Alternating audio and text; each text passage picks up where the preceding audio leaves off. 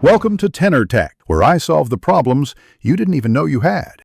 You start by gathering essentials: your Apple ID, device serial number, and the email used with Apple.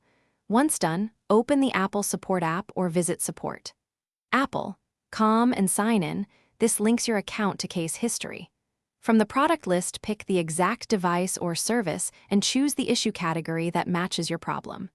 Begin a new support request now so the system generates a record. Doing this early prevents delays and ties diagnostics to the correct device.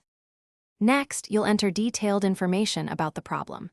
Describe what you did, the exact error messages, and reproducible steps so the agent can replicate the issue. This reduces back and forth.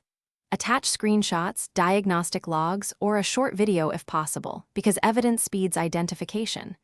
Then pick your preferred contact method: chat, phone call, or in-store appointment, and confirm any appointment times.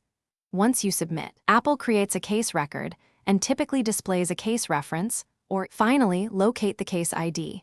Immediately after submission, look for on-screen confirmation and check the email tied to your Apple ID. Apple usually sends the reference there. If you later need it, open the Apple Support app or Support. Apple, COM, sign in, and view your support history where active and past case ID are listed. If you can't find the ID, contact support using the same Apple ID and provide device serial number so they can retrieve or resend the case reference for you. Thanks for watching. Subscribe to keep your life in tune.